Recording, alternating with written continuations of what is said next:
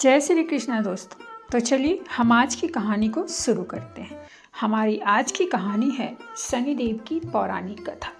तो जैसा कि आप सभी लोग जानते हैं, हनुमान जी और शनिदेव यह दोनों नाम जब साथ में जुड़ जाते हैं तो भक्तों के मन में श्रद्धा और आश्वासन का भाव जागृत हो उठता है। एक ओर शनिदेव हैं जो न्याय के देवता हैं और मनुष्यों को उनके कर्मों के अनुसार फल प्रदान करते हैं। दूसरी ओर हैं पवन पुत्र हनुमान जो भक्तों की पीड़ा हरते हैं और सभी संकटों से रक्षा करते हैं। दोस्तों, क्या आप जानते हैं कि आखिर हनुमान जी के भक्तों को शनिदेव परेशान क्यों नहीं करते?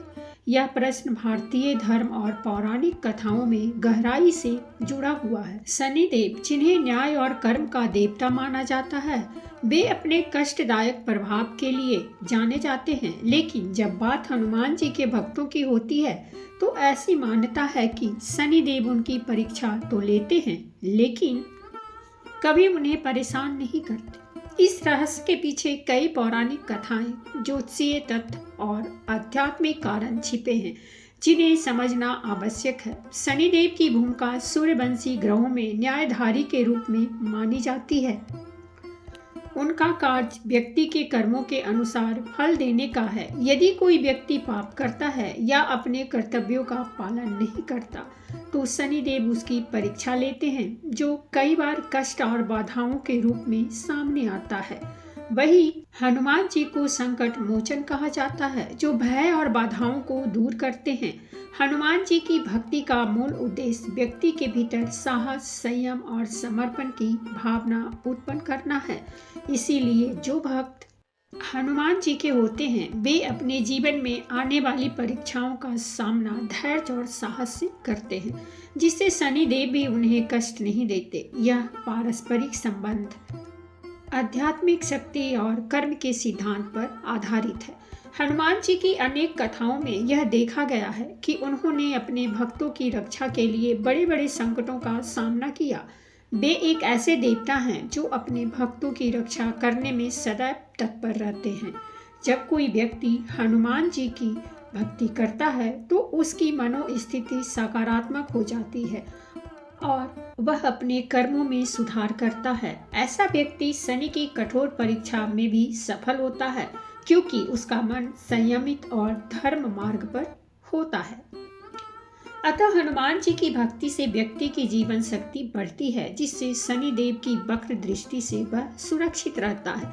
एक प्रसिद्ध पौराणिक कथा के अनुसार बहुत समय पहले की बात है, जब लंका पर रावण का अधर्म पूर्ण शासन था।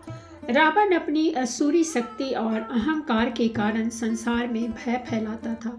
वह जानता था कि न्याय और धर्म की विजय उसके अधर्म को रोक सकती है। इसी कारण उसने शनिदेव को बंदी बना लिया था। शनिदेव, जो कर्म और न्याय के देवता हैं, रावण की योजनाओं में बाधा डाल सकते थे।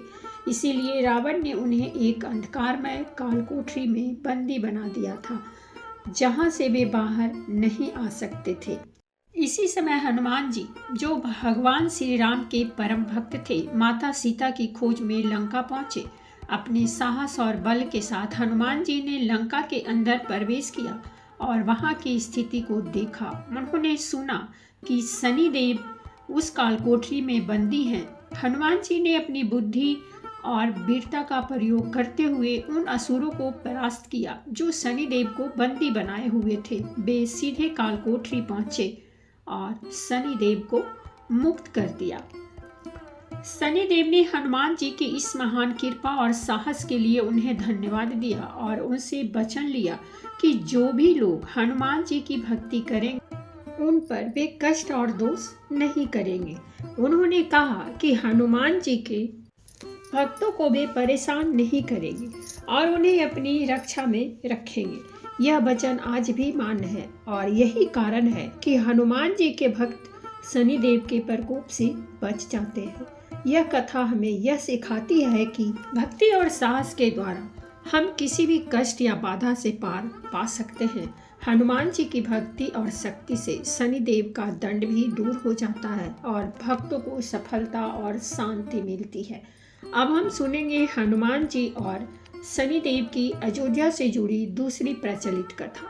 प्राचीन समय की बात है, त्रेता युग के उत्तरार्ध में, जब श्री रामचंद्र जी ने रावण का वध कर लिया था और अयोध्या लौट आए थे, तब एक दिन भगवान शनिदेव श्री राम जी के दर्शन करने पहुंचे। उन्होंने श्री राम से कहा, प्रभु, आपने रावण का वध करके धर्म की स्थापना की है। अब मेरा भी समय आया है। मैं भी चाहता हूँ कि अयोध्या वासियों पर अपनी दृष्टि डालूं, जिससे वे अपने कर्मों के अनुसार फल प्राप्त करें। श्री राम ने मुस्कुराते हुए उत्तर दिया, हे शनिदेव, यदि आपके द्वारा धर्म की स्थापना होती है तो आप स्वतंत्र हैं, परंतु ध्यान रहे कि आपकी दृष्टि से प्रजा पीड़ित ना हो। शनिदेव ने अयोध्या में अपना प्रभाव फैलाना आरंभ किया। कुछ ही समय में लोग पीड़ित होने लगे, अन्न दुर्लभ होने लगा, रोग बढ़ने लगे और गृह कलह का वातावरण बन गया। श्री राम को चिंता हुई। उन्होंने तुरंत हनुमान जी को बुलाया और कहा, हनुमान, मेरी प्रजा दुखी हो रही है, जाओ और देखो इसका कारण क्या है। हनुमान जी ने अपनी दिव्य दृष्टि से देखा कि शनिदेव अपनी दृष्टि से लोगों को प्रभावित कर रहे हैं। वे तुरंत शनिदेव के समीप पहुंचे और विनम्रता पूर्वक बोले, हे शनिदेव, मैं पवन पुत्र हनुमान श्री राम का सेवक आपसे निवेदन करता हूँ कि आप अयोध्या वासियों को पीड़ित न करें। शनिदेव बोले, हनुमान, सभी को उनके कर्मों के अनुसार फल देना मेरा धर्म है। हनुमान जी ने विनम्रता छोड़ दी और अपना विराट रूप धारण कर लिया। उन्होंने शनिदेव को अपनी पूंछ में लपेट लिया और आकाश में उड़ने लगे। शनिदेव चीखने लगे, हे पवन पुत्र, छोड़ो मुझे, छोड़ो, मैं अयोध्या वासियों को क्षमा कर दूंगा। हनुमान जी बोले, जब तक आप वचन नहीं देते कि जो मेरा नाम सच्चे मन से लेगा उस पर आपकी कुदृष्टि नहीं पड़ेगी, मैं आपको नहीं छोड़ूंगा। शनिदेव विवश हो गए। उन्होंने वचन दिया, जो हनुमान का सच्चे मन से स्मरण करेगा उसके ऊपर मेरी दृष्टि कभी कष्टकारी नहीं होगी। हनुमान जी ने शनिदेव को धीरे धीरे जमीन पर उतारा और उन्हें अपनी पूंछ से मुक्त किया। शनिदेव ने हनुमान जी को नमन किया और कहा, आज से तुम शनि बाधा से मुक्त करने वाले देव कहलाओगे। उस दिन से जो भी श्रद्धा से जय हनुमान कहता है, शनिदेव की पीड़ा उस पर प्रभाव नहीं डालती। यही कारण है कि हनुमान चालीसा के एक दोहे में यह पंक्ति आती है, संकट से हनुमान छुड़ावे, मन कर्म वचन ध्यान जो लावे, नासे रोग हरे सब पीरा, जपत निरंतर हनुमंत बीरा। यह कथा हमें सिखाती है कि सच्ची भक्ति, विनय और परोपकार से बड़ी बाधा भी टल सकती है। हनुमान जी जैसे सेवक में इतनी शक्ति है कि स्वयं ग्रहों के प्रभाव को भी वह बदल सकते हैं। इसीलिए शनि की 7.5 या ढैया से ग्रस्त व्यक्ति यदि सच्चे मन से हनुमान जी का स्मरण करे तो वे शनि के कष्टों से मुक्त हो सकते हैं। इसी वजह से हनुमान जी को संकट मोचन भी कहा जाता है और शनि देव भी उनके भक्तों को कष्ट नहीं देते। यह वचन केवल एक धार्मिक कथानक नहीं बल्कि एक गहरा आध्यात्मिक संदेश भी है कि जो व्यक्ति हनुमान जी की भक्ति करता है वह शनि के कठोर प्रभावों से बचा रहता है। शनि देव के इस वचन का प्रभाव आज भी माना जाता है और इसी कारण हनुमान भक्तों को शनि देव की चक्र दृष्टि से बचा हुआ माना जाता है। यह भी दर्शाता है कि शनि केवल दंड देने वाले देवता नहीं हैं, बल्कि वे न्याय करते हैं और स्वयं विनम्रता तथा कर्तव्य निष्ठा को महत्व देते हैं। हनुमान जी की भक्ति इन गुणों को जन्म देती है, इसीलिए शनिदेव उन भक्तों को कष्ट नहीं देते जो अपने जीवन में इन सिद्धांतों का पालन करते हैं।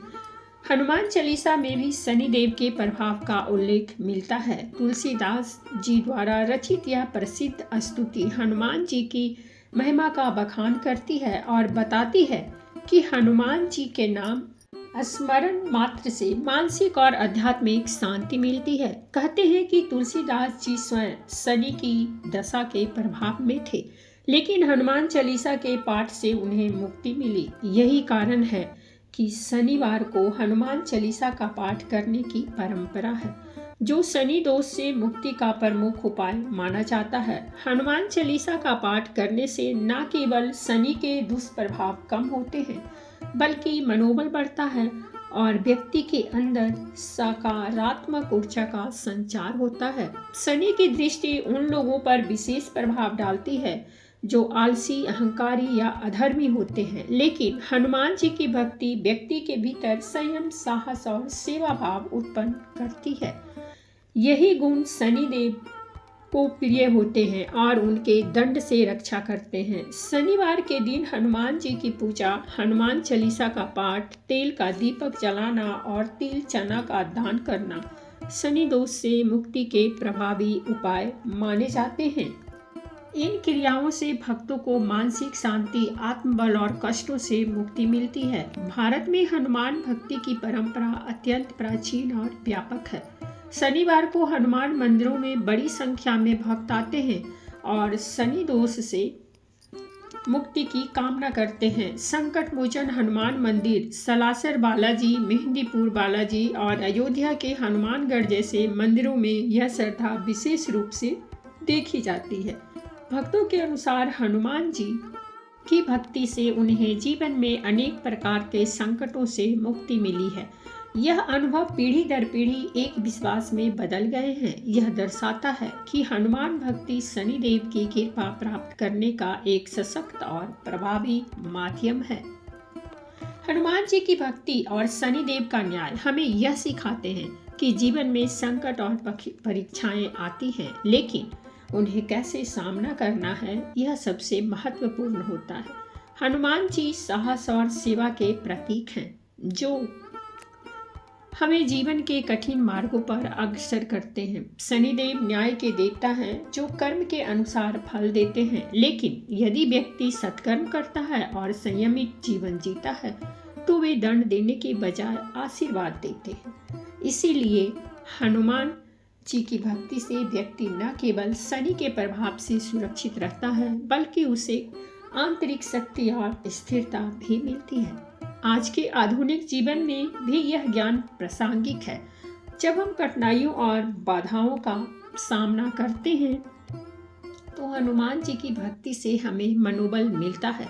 शनिदेव की दशा चाहे कैसी भी हो, संयम और सत्कर्म से उसका दुष्प्रभाव कम किया जा सकता है।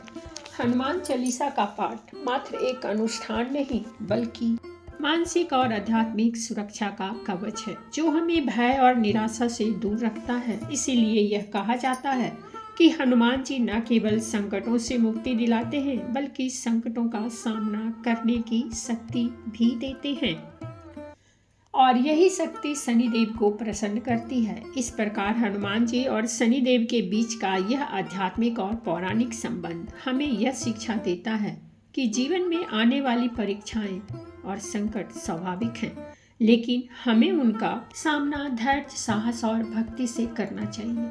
कर्म के महत्व को समझते हुए संयमित जीवन बिताना ही सच्चा मार्ग है।